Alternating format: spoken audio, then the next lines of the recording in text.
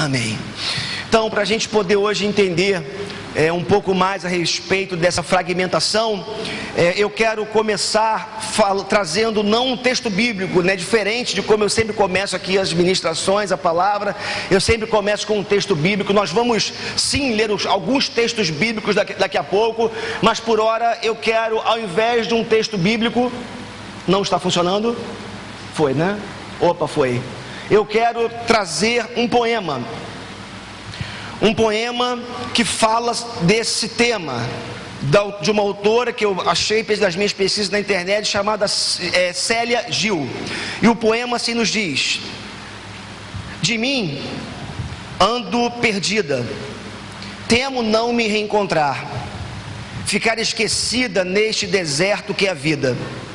Desfragmentei-me, perdi cada pedaço de mim, deixei-os cair sem que desse conta, pelos trilhos dos caminhos, pelos labirintos por que passei. Não reencontro as peças soltas, alguém as apanhou, colecionou e nada me deixou. E o que ficou de mim é tão pouco. Não me deixa usufruir, não me permite sentir, não me deixa ser, enfrentar e vencer. Colecionador da minha alma, devolve-me os sentimentos, a fé, a confiança, a crença. Colecionador da minha alma, deixa-me recolher os pedaços que perdi por aí. Quero voltar a encontrar a minha essência perdida. Colecionador da minha alma, deixe-me voltar a sonhar. Esse poema dessa autora, Célia Gil, acredito eu, ele retrata um pouco, muito da realidade humana, da nossa realidade, muito próxima da gente. Acredito eu que nós somos seres fragmentados. Nossas vidas muitas vezes se encontram quebradas, nossa vida se encontra quebrada, como já lhes disse, pelas mais variadas razões. Nós somos pessoas, somos seres que no mesmo dia nós somos capazes de viver sentimentos díspares, intenções díspares, atitudes díspares. Como assim? Nós somos capazes de no único dia vivermos do ápice da alegria ao, quem sabe, um nível mais raso de tristeza. Nós oscilamos. Tem uma expressão mais nova, né, que a gente usa aí, né, bipolar. A gente usa essa expressão para tudo, para definirmos pessoas. Mas creio eu que todos nós, em algum nível, somos bipolares. Em algum nível, todos nós vivemos essa experiência, essas intenções díspares. Somos pessoas que acabamos ou implodindo quando nós não conseguimos expressar o que estamos sentindo, ou explodimos quando a gente tem um pouco mais a capacidade de colocar para fora os nossos sentimentos.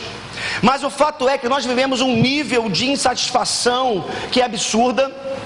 Nós vivemos um nível de insatisfação que é algo assim muito intenso.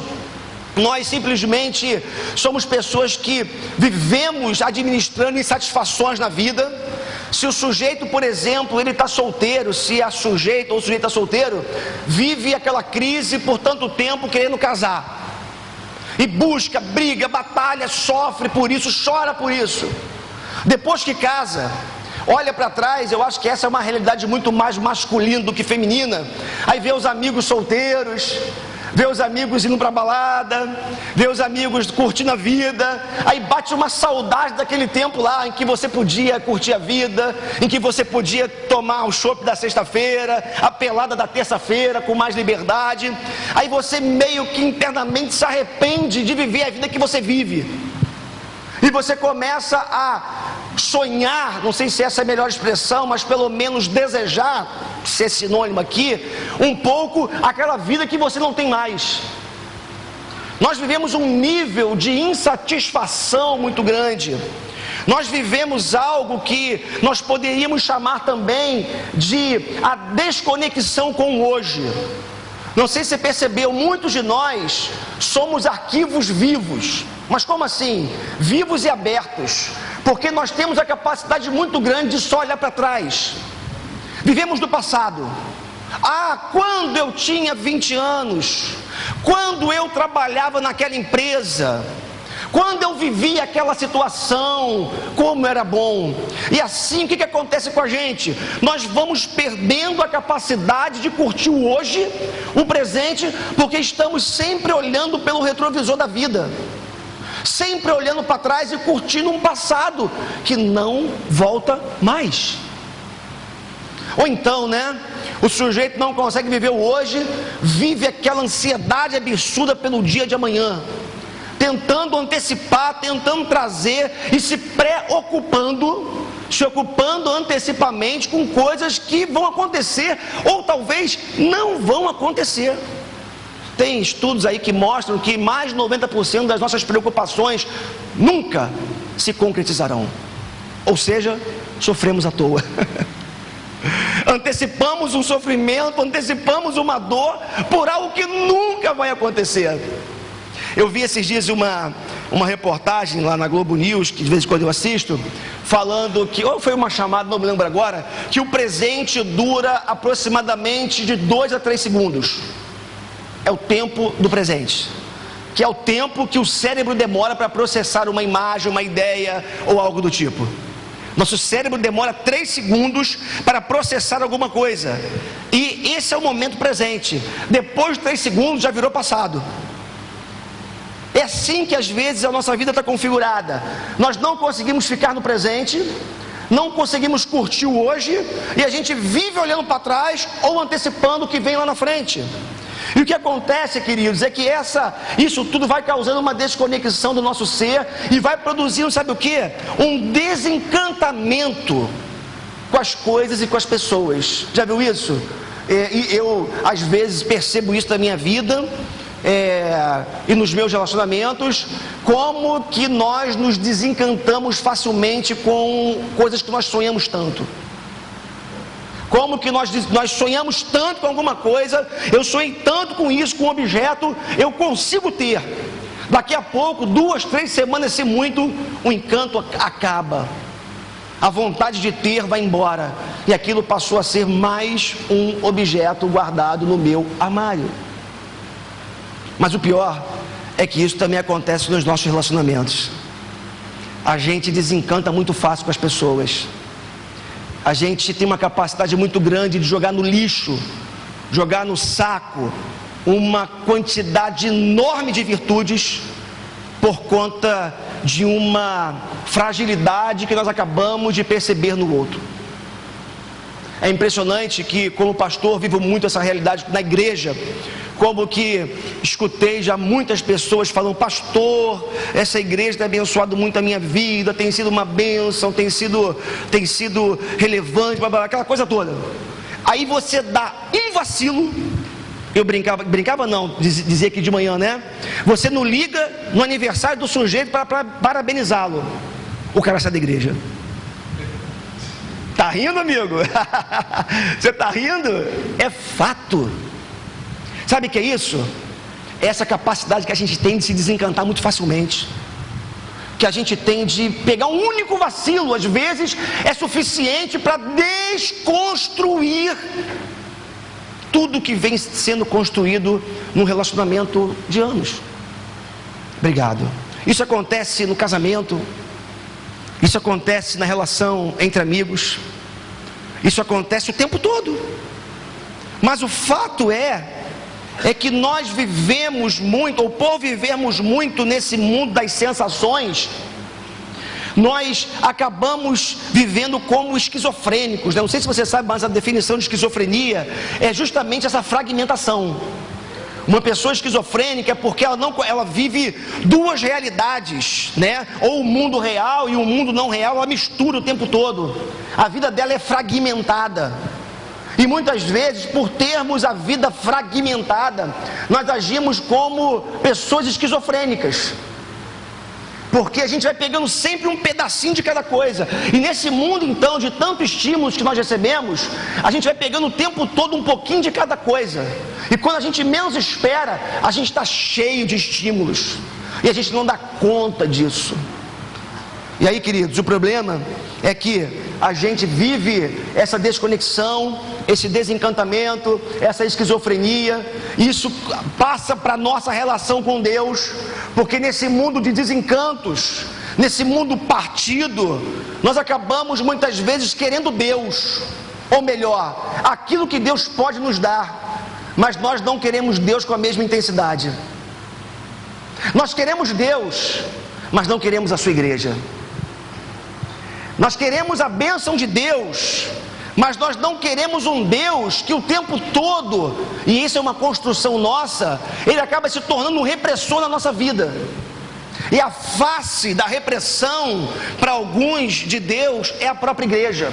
É por isso que tem muita gente com crise com a igreja, porque vê na igreja a face repressora de um Deus que está sempre pronto para castigar. Mas isso também tem muito a ver com a igreja, culpa da igreja, a forma como a igreja tem agido ao longo do tempo. Mas o fato é que nós nos tornamos pessoas assim nos nossos relacionamentos uns com os outros, no relacionamento com Deus, e nós acabamos entrando numa espécie de incoerência muito grande. Por quê? Porque aquilo que nós tanto julgamos no outro, nós acabamos fazendo. Já percebeu como que nós julgamos e condenamos os políticos de Brasília? Ou no Rio de Janeiro? A classe política em geral, eu acho que são merecedores de críticas, sim, por conta dos absurdos que a gente tem visto ao longo do tempo. Mas olha só para as nossas atitudes. Nós condenamos o roubo, por exemplo, de tanto dinheiro na construção dos estádios para a Copa, mas muitas vezes nós pegamos uma caneta, um clips, um apontador, um lápis no trabalho e a gente acha que é normal. A gente só nega. A gente acha que a gente pode ter o direito de andar com o carro na frente de todo mundo lá na frente, chegar e cortar, e todo mundo está na fila esperando que se dane. O que acontece é que essa disparidade, essa ruptura, essa forma que a gente tem de ver a vida e viver a vida, acaba gerando uma grande incoerência em nós. Porque, como eu já lhes disse, somos muito bons em criticar, mas nós temos uma dificuldade muito grande de olhar para dentro de nós mesmos. Aliás, um exercício difícil de fazer, olhar para dentro. É muito difícil você olhar para dentro para encontrar suas fragilidades, encontrar suas fraquezas, encontrar as coisas feias que existem dentro de você, porque existem dentro de mim também. Há coisas em mim que me envergonham, então é muito mais fácil eu negá-las, suprimi-las, é muito mais fácil eu abafá-las do que me encontrar com elas. Agora, se existe algo saudável em nós, é o exercício da incursão, da reflexão, na visita para dentro da gente, para que realmente nós possamos nos encontrar conosco mesmo, e ao mesmo tempo nós encontrarmos cura para essa fragmentação do nosso ser, da nossa alma. Então tudo isso aqui demonstra que nós fomos criados para sermos íntegros, porém algo aconteceu. E a minha tarefa aqui nessa noite é tentar mostrar para você que algo aconteceu em algum momento da história que fez com que essa ruptura, esse nível de ruptura entrasse na vida da gente. E aí a gente vai entrar no texto bíblico. Quero convidar você a acompanhar comigo o texto de Gênesis capítulo 3. Temos na projeção, você pode acompanhar se você preferir, tá bom? O texto de Gênesis 3. Vivi, você acompanha para mim só no texto bíblico que vai passando aí, por gentileza, tá? O texto fala assim: quando a mulher viu que a árvore parecia agradável ao paladar, era atraente aos olhos, e além disso desejável para dela se obter discernimento, tomou do seu fruto, comeu e o deu ao seu marido, que comeu também. Os olhos dos dois se abriram e perceberam que estavam nus. Então juntaram folhas de figueira para cobrir-se. Ouvindo o homem e sua mulher os passos do Senhor Deus, que andava pelo jardim quando soprava a brisa do dia, esconderam-se da presença do Senhor Deus entre as árvores do jardim. Então o Senhor Deus declarou à serpente: uma vez que você fez isso, maldita é você entre todos os rebanhos domésticos e entre todos os animais selvagens. Sobre o seu ventre você rastejará, e pó comerá todos os dias da sua vida. Porém, inimizade entre você e a mulher, e entre a sua descendência e a descendência dela.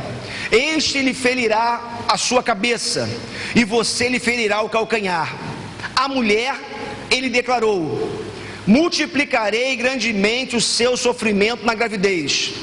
Com sofrimento você dará à luz filhos. Seu desejo será para o seu marido, e ele a dominará. E ao homem declarou: visto que você deu ouvidos à sua mulher e comeu do fruto da árvore da qual ordenei a você que não comesse, maldita é a terra por sua causa. Com sofrimento você se alimentará dela todos os dias da sua vida.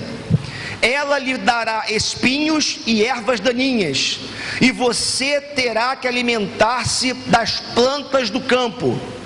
Com o suor do seu rosto você comerá o seu pão, até que volte à terra, visto que dela foi tirado, porque você é pó e ao pó voltará. Por isso, o Senhor Deus o mandou embora do jardim do Éden, para cultivar o solo do qual fora tirado.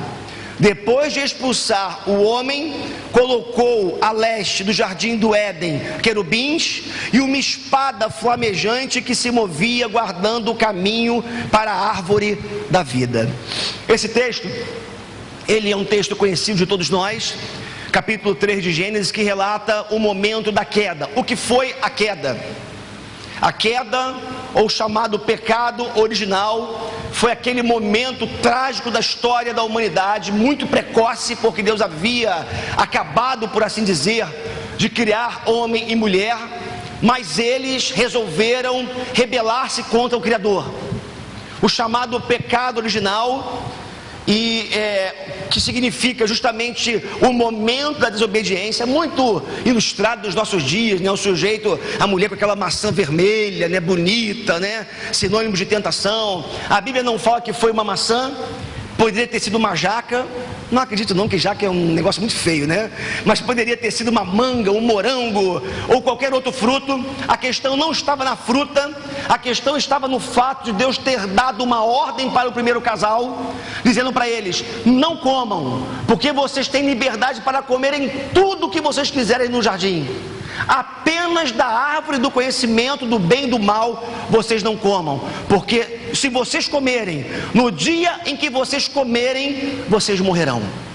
Então pensa só comigo, diante de tantas possibilidades, diante de tantas oportunidades, qual foi a que Eva e o Adão, motivados, como diz a palavra, por um ser chamado diabo, enganador, adversário, motivados pelo sentimento que habitou um dia o coração de Satanás, quando era Lúcifer, um anjo de luz, que quis ser igual a Deus. Esse mesmo Satanás, que um dia fora um anjo de luz, agora caído no Éden, provoca Adão e Eva, para que incorressem no mesmo erro dele, qual tenha sido: tentar ser igual a Deus. Sabe por que essa quantidade de, por assim dizer, de desfragmentações, isso aconteceu na raça humana, acontece na minha vida, na sua vida? Porque um dia, a Bíblia nos conta essa história, que um dia, um primeiro casal, os pais da raça humana, desobedeceram o Criador, e um monte de sentimentos novos, um monte de emoções novas e coisas novas começaram a acontecer, a surgir no coração do primeiro casal. Tentação, medo, ansiedade, acusação, todos esses sentimentos novos para aquele primeiro casal que não havia antes da desobediência. O texto é interessante, eu não li todo, eu pensei os pontos principais de Gênesis capítulo 3, mas o texto é interessante porque também nos informa, e aqui a gente leu de certa forma também, que Adão, ele tinha uma liberdade tremenda com Deus. Era quase assim: aí amigo, beleza, tudo bem, como é que você vai? Como é que está teu dia hoje? Adão tinha uma relação íntima com Deus, Adão e Eva. O texto diz que todo dia Deus aparecia para Adão e para Eva. Deus se relacionava com eles livremente. Não havia pecado. E como um ser santo que não pode conviver com o pecado, hoje Deus não aparece mais para nós por conta do pecado. Deus não se manifesta como acontecia no Éden, de Deus andar com o homem como acontecia por conta do pecado que existe hoje. Mas naquele contexto, naquela circunstância, era Adão, Eva, os animais do campo e Deus se manifestando para eles. Aí a serpente vem, seduz o Adão e a Eva, eles comem, eles caem. Primeira coisa que acontece, que entra no jardim: medo. O texto diz que o Adão, com medo de Deus, se esconde atrás de um ramo, de uma folha, de alguma coisa lá, uma árvore. Opa!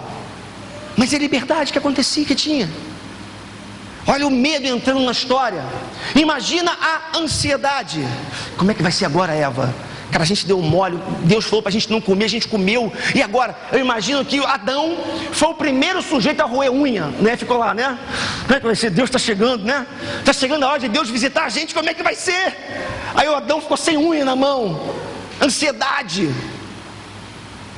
medo, acusação. Não.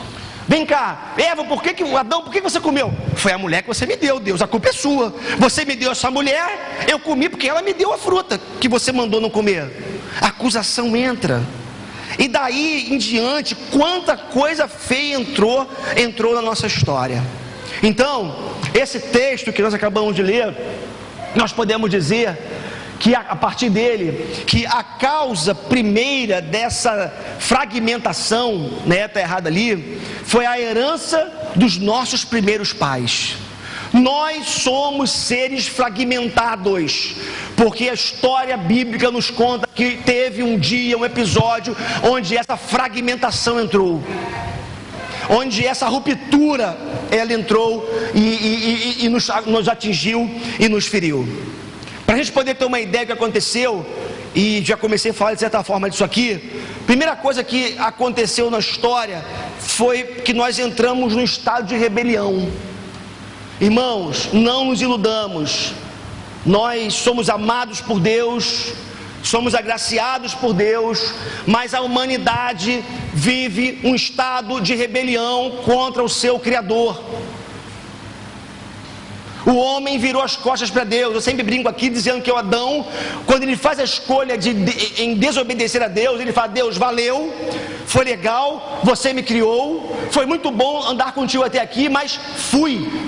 Partiu, né? Ele escreveu lá no WhatsApp dele, partiu no Facebook dele. Fui, vou viver sozinho, eu quero viver a minha vida porque eu tenho direito. E nós não somos assim? Tenta alguém se meter na vida da gente. Quem é você para se meter na minha vida? Quem é você para tentar me dar palpite? Quem é você para achar que tem algum poder sobre a minha vida e para me dar o conselho que seja? Herdamos isso lá de trás. Nós não aceitamos que as pessoas entrem na nossa vida. Deixa eu dar uma notícia para você, não sei se você vai gostar. Igreja é o lugar que a gente se mexe na vida uns dos outros. Alguém pode dizer amém para isso? Fraco, né? Igreja é o lugar que a gente tem a liberdade de falar: minha irmã, pegar você como exemplo, tá? Eu estou vendo na sua vida algo que não está muito legal, posso estar errado, mas eu estou vendo isso, queria te dar 3 toques, ou um toque, eu te ajudar aqui. Igreja é o lugar que a gente ajuda um ao outro, porque eu vou dizer uma coisa para vocês, na maioria das vezes, nós não conseguimos perceber algumas coisas que estão acontecendo na nossa própria vida. É necessário um olhar de fora, é necessário de um toque. Acorda aí, mané, está vacilando, o tempo todo,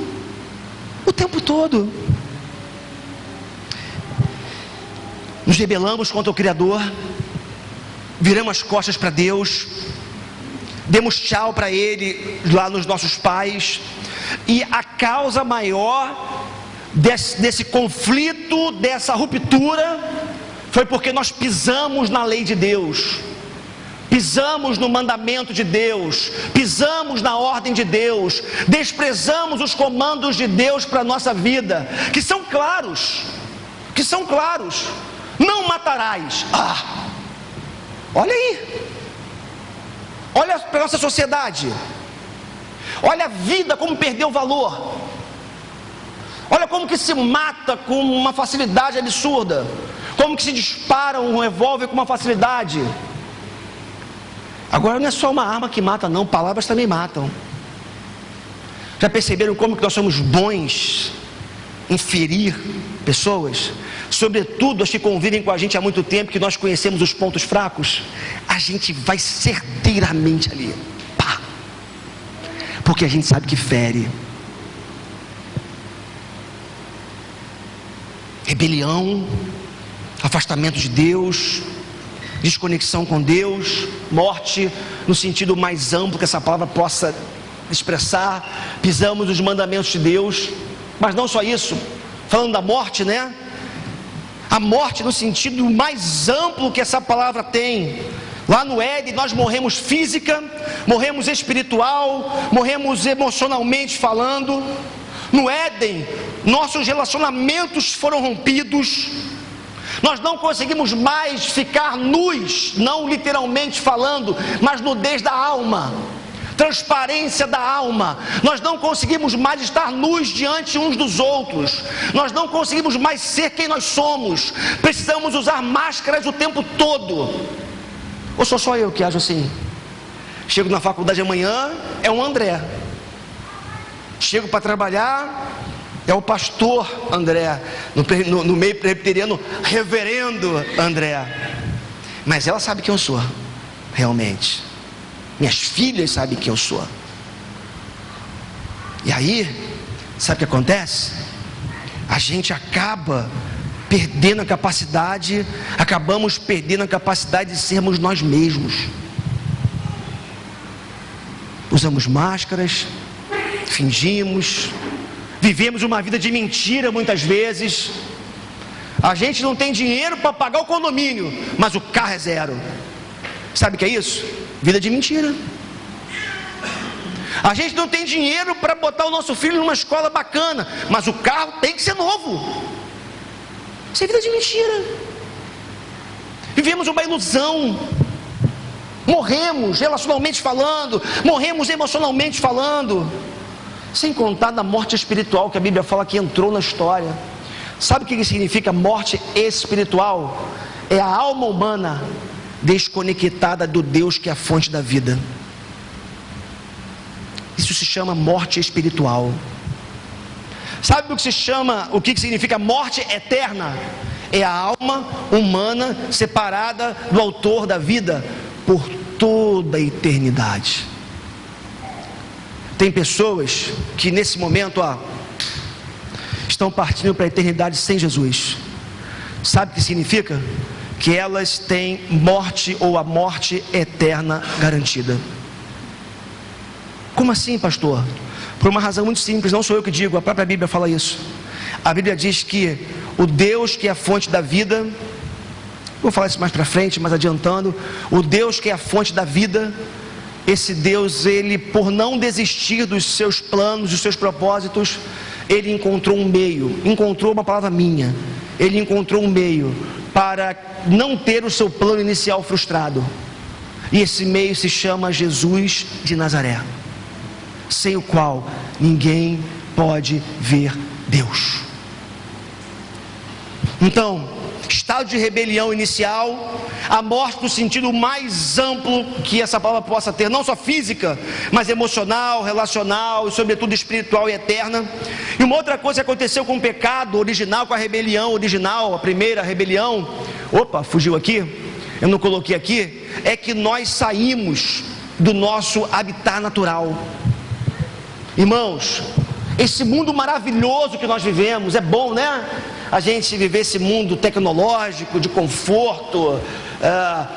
Ontem eu fui a Copacabana de noite, passei pela Lagoa Rodrigo de Freitas, é maravilhoso, eu amo aquele cenário, né, da lagoa ali, acho lindo. Você passa embaixo da lagoa, você vê o Corcovado em cima, é um para mim, particularmente falando, é um dos cenários mais bonitos do Rio de Janeiro. Os surfistas pensam diferente, né? Joel vai pensar logo na prainha, né? Aquele canto lá que é super bacana, aquela coisa toda. Mas enfim, eu acho lindo ali aquela parte ali do Rio de Janeiro, da Lagoa Rodrigo de Freitas, e a gente acha maravilhoso. Mas deixa eu te dizer uma coisa: esse mundo maravilhoso que nós vemos, e nós vivemos nele, ele não é o nosso habitat natural. A Bíblia diz que o homem, Adão e Eva, eles estavam vivendo no jardim chamado Jardim do Éden, mas depois do pecado que nós já vimos aqui, o chamado pecado original, o homem foi expulso do jardim. O texto diz que entre as condenações, os julgamentos de Deus, teve o fato também ali de que a terra não seria mais a mesma. Ela que anteriormente daria apenas frutos, a partir do pecado passaria a dar espinhos, começaria a dar ervas daninhas que contaminariam também todas as coisas. O que eu quero que você entenda aqui é que muito do caos que nós vivemos deve-se também ao fato de nós não estarmos vivendo no nosso habitat natural. Deus nos criou para o Éden. Deus nos criou para a sua presença. E nós gostamos disso aqui. É aquela velha história, né? A gente quer ir para o céu, mas a gente não quer morrer, né? Porque é bom viver. Não vamos ser hipócritas. Eu gosto da minha vida, eu gosto da minha vida como está configurada, da minha família, do lugar que eu moro, na minha igreja, do que a gente está construindo. Mas nada disso aqui, não vou dizer nada, mas isso aqui não é a vontade final de Deus para a nossa vida. Tem uma canção que diz que isso aqui não passa de gotas, de uma gota daquilo que Deus tem para fazer. Agora, eu só dei má notícia até aqui, né? Eu preciso dar uma boa notícia para você. Tem uma boa notícia. E hoje o meu objetivo aqui, introduzindo essa série chamada Desfragmentação, é somente introduzir o nosso tema para que daqui nos próximos domingos a gente aborde aí ponto por ponto, tema por tema. Mas existe uma boa notícia. E a boa notícia é que Deus não se permite frustrar nos seus planos. Imagina um Deus que se diz todo-poderoso, mas que faz planos que o homem é capaz de reverter. Isso não é um Deus, isso é o André. O André faz planos, e não precisa ir muito longe. Júlio e Maria Clara conseguem reverter os meus planos. Muitas vezes eu faço planos, mas os homens mudam. E aí o que acontece é que Deus não pode ter os seus planos frustrados. Olha que coisa linda, nós encontramos esse texto do apóstolo Paulo, Efésios capítulo 2, de 14 a 22. Um texto lindíssimo. Pois Ele é a nossa paz, o qual de ambos fez um, e destruiu a barreira, o muro de inimizade, anulando em seu corpo a lei dos mandamentos expressa em ordenanças. O objetivo dele, Deus, era criar em si mesmo, dos dois, um novo homem, fazendo a paz, e reconciliar com Deus os dois em um corpo, por meio da cruz, pela qual ele destruiu a inimizade. Ele veio e anunciou paz a vocês que estavam longe e paz aos que estavam perto, pois por meio dele, todos nós, como vocês, temos acesso ao Pai por um só Espírito. Portanto, vocês já não são estrangeiros, nem forasteiros, mas concidadãos dos santos e membros da família de Deus, edificados sobre o fundamento dos apóstolos e dos profetas, tendo Jesus Cristo como pedra angular, no qual todo edifício é ajustado e cresce para tornar-se um santuário santo no Senhor. Nele, vocês também estão sendo edificados juntos para se tornarem morada de Deus por seu Espírito. Esse é um texto interessante. O apóstolo Paulo está falando da inimizade que havia entre judeus e gentios. Está dizendo que havia uma barreira de separação. Havia os judeus que se consideravam o povo eleito e botava todo mundo no mesmo saco quem não fosse eleito, dizendo: vocês são uma racinha, vocês são um povinho, nós que somos os verdadeiros merecedores da graça de Deus. O apóstolo Paulo está dizendo: não existe mais divisão, não existe mais essa barreira, não existe mais essa dicotomia, porque a cruz reuniu todo mundo de novo. E ele fez de ambos os povos, judeus e gentios, um único povo, o povo de Deus. O que Paulo está dizendo em linhas gerais é isso. Mas ele traz algumas informações que são preciosas para nós nessa noite. A primeira delas que Paulo vai trazer é o seguinte: ele, Jesus, é a nossa paz. O que há hoje de mais precioso e que nós mais buscamos, irmãos? O que nós mais buscamos é isso aqui, paz. E interessante porque o próprio texto que nós lemos fala logo de início isso, dizendo: pois ele é a nossa paz. Ele quem? Aquele que morreu na cruz pelos nossos pecados, Jesus. Ele é a nossa paz. Em Romanos capítulo 5, verso 1 nós encontramos: tendo sido, pois, justificados pela fé, temos paz com Deus por meio de nosso Senhor Jesus Cristo. O maior problema de falta de paz do homem não está nos seus relacionamentos com a sociedade, com o meio ou com os outros homens. O maior problema nosso é a falta de paz com Deus. A Bíblia diz que o homem no estado de rebelião, ele não pode ter paz. A única maneira que nós temos de encontrar a paz é sendo justificados pela justiça de Jesus, é recebendo essa justiça na nossa vida, porque somente assim o estado de rebelião acaba. E aí, queridos, sabe por que o mundo não tem paz? Sabe por quê? Porque não tem Jesus. O mundo não tem paz porque não tem Jesus. Porque no momento em que nós somos reconciliados com Deus, nós encontramos paz. A paz do crente independe do mundo exterior. A paz do crente independe das circunstâncias. A paz do cristão independe do sistema financeiro, independe se o Brasil está bem, se está mal. A paz do cristão é de dentro para fora. Eu fui alcançado pela paz de Jesus. A minha vida inunda de paz, eu sou cheio de paz.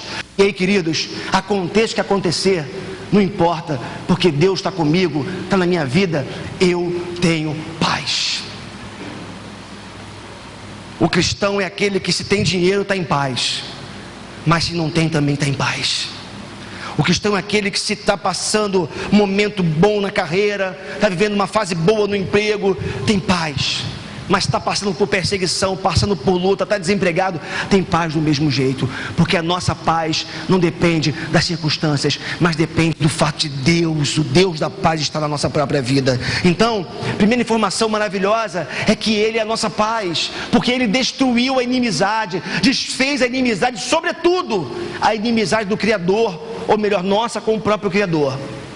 A segunda coisa tremenda é que Ele nos livrou do isolamento, da desconexão. Irmãos, alguém já disse que o inferno são os outros, mas deixa eu dizer uma coisa para você: a nossa redenção também está no outro. O outro também é instrumento de Deus para a nossa redenção. Olha que coisa bonita o texto fala, já explicava para vocês aqui. Portanto, Vocês já não são estrangeiros nem forasteiros, mas concidadãos dos santos e membros da família de Deus, edificados sobre o fundamento dos apóstolos e dos profetas, tendo Jesus Cristo como pedra angular, no qual todo o edifício é ajustado e cresce para tornar-se um santuário santo ao Senhor. Nele vocês estão sendo edificados juntos. Eu gosto disso. Edificados juntos para se tornarem morada de Deus por seu Espírito. Sabe o que Paulo está falando? O que a Bíblia fala para mim, para você o tempo todo? Dá a mão aqui, Georgia, de novo. Dá a mão aqui, Helena, de novo. Nós somos um em Cristo. Nós somos um no Senhor. E quando nós entendemos essa verdade, nós somos mais fortes. Deus quebrou a barreira da inimizade. Deus destruiu essa inimizade e hoje nós formamos uma unidade. É por isso, irmãos, que nós não podemos ficar desconectados.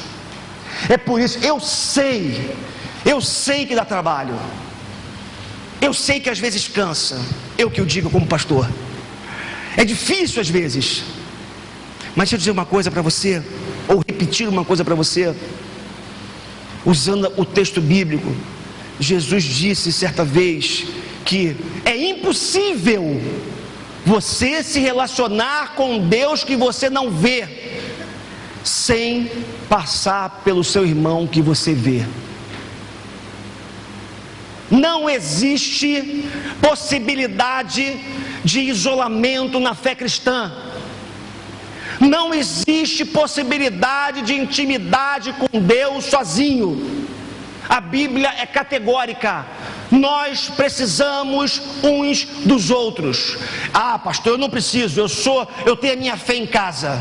Eu oro sozinho, eu leio a Bíblia sozinho, eu busco a Deus sozinho. Beleza. Mas deixa eu dizer uma coisa para você.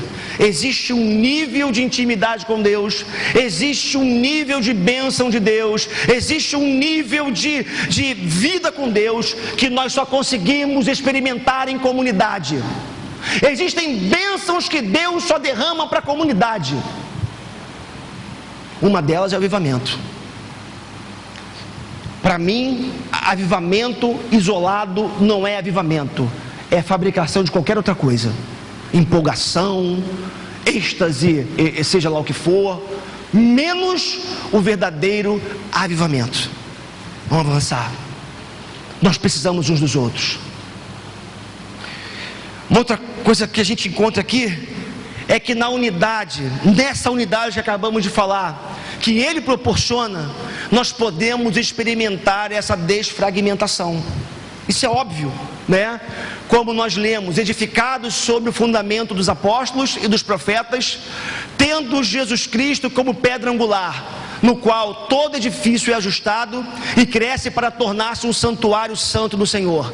Nele vocês também estão sendo edificados juntos para se tornarem morada de Deus por seu Espírito. O texto é claro.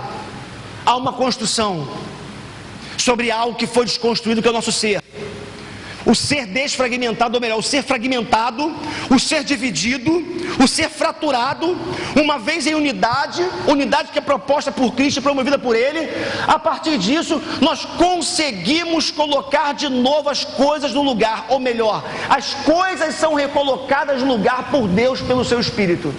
E a metáfora utilizada aqui é do edifício, que tem a ver com a igreja de Jesus, mas também tem a ver com a nossa vida pessoal. Nós somos como um edifício, a depender do alicerce que você coloca embaixo, esse edifício vai se manter de pé ou não. Se a nossa vida tem como alicerce a cruz de Cristo, a vida de Jesus, eu garanto a você que o teu edifício vai prevalecer e a tua vida vai ser reestruturada, vai ser reorganizada. Agora, sobre qual fundamento nós estamos edificando a nossa vida? Como o texto que nós lemos aqui fala, no fundamento dos apóstolos e dos profetas, ou a gente vai pelos modismos, a gente vai por aquilo que a sociedade diz que é certo, e que nós acabamos entrando muitas vezes.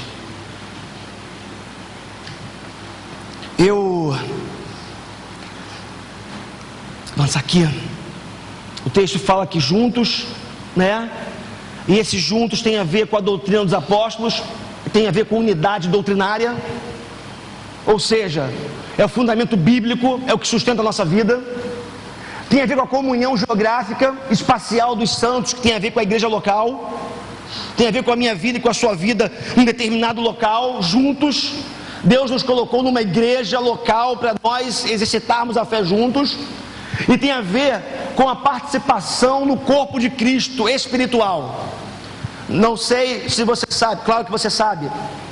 Nesse momento, milhares e milhares e milhares de cristãos estão reunidos nos mais variados lugares da terra para adorar esse mesmo Deus que nós adoramos.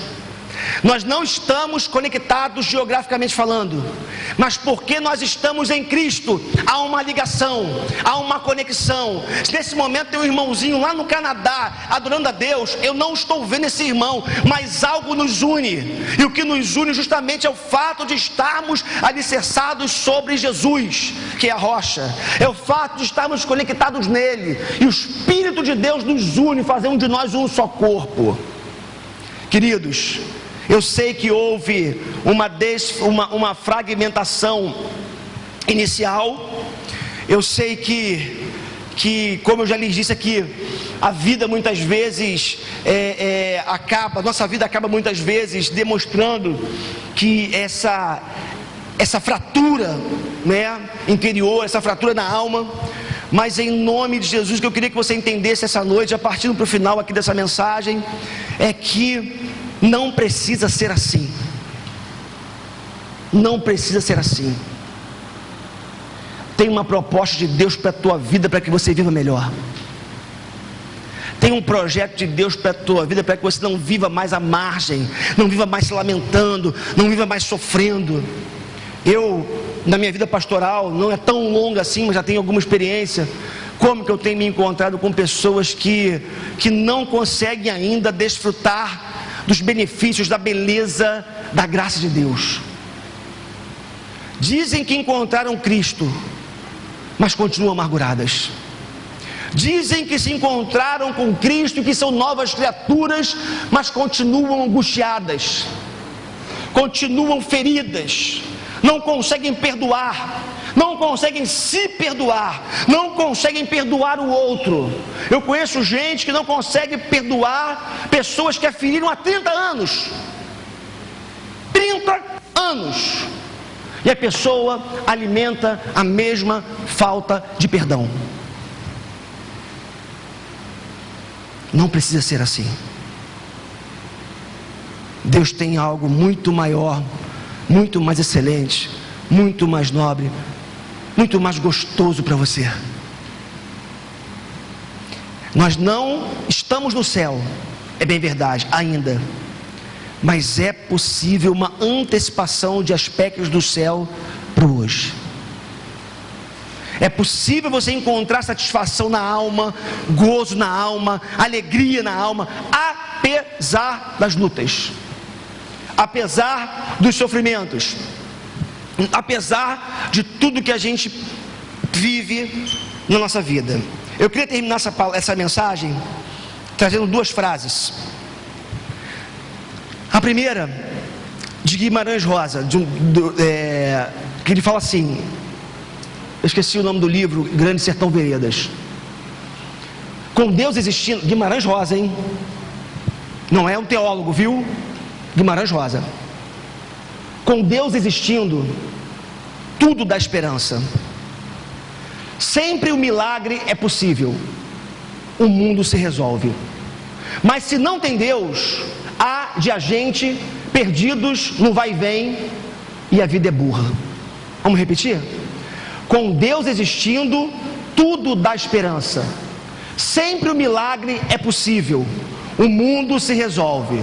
Mas se não tem Deus, há de a gente perdidos no vai e vem e a vida é burra. Que coisa linda. Queridos, Deus em Jesus nessa noite está dizendo para você que se Ele estiver na sua vida, se Ele for real para você, se Ele for alguém que você, embora não veja, você sinta e você se relaciona, há esperança do milagre todo dia, há esperança da renovação todo dia, há esperança de uma novidade todo dia. É possível viver melhor, gente. É possível viver sem esse peso, sem, como eu dizia aqui no início, sem essas intenções díspares da alma. É possível não viver atormentado por pensamentos que tiram a nossa paz. É possível. Creia nisso em nome de Jesus.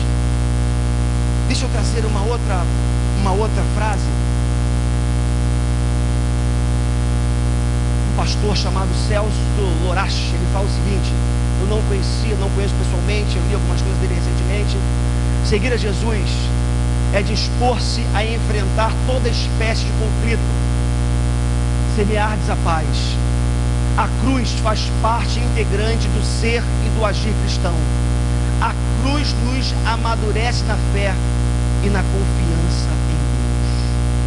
Irmãos, quando nós olhamos para a cruz e vemos o que Jesus foi capaz de fazer por nós saímos desse encontro com Jesus da cruz em paz, porque percebemos que aquele que foi capaz de entregar a sua vida por nós não nos negará outras coisas menores, por assim dizer. A própria palavra diz que nós julgamos tanto precisar. O que eu quero que você entenda nessa mensagem de introdução a essa série é que houve sim uma notícia ruim, que foi a notícia da fragmentação. Nos tornamos seres fragmentados, é verdade, mas a boa notícia veio a reboque. E a boa notícia é: Jesus morreu na cruz pelos nossos pecados, para nos dar vida, para que nós possamos ter vida em abundância. Vida em abundância não é só em quantidade de tempo de vida. Vida em abundância é vida em qualidade, sobretudo. É vida plena, é vida próspera no sentido mais pleno, por assim dizer, que essa palavra tem. Eu quero terminar essa noite trazendo um vídeo de uma música que eu reencontrei essa semana e que, assim, foi muito legal ter ouvido essa canção. E o nome da música é Don't Worry, Be Happy. Todo mundo conhece, né? Ou seja, traduzindo, não se preocupe, seja feliz. E nós sabemos que essa felicidade associada à não preocupação tem a ver com o quê? Com a presença de Jesus na nossa vida, não é verdade? Então a palavra para você final é: não se preocupe, tem alguém cuidando de você, seja feliz, curta a vida. É possível com Jesus vivermos a vida bem apesar das circunstâncias. Vamos lá, David, dá um toque aí, por favor, na setinha pra gente da música, por favor.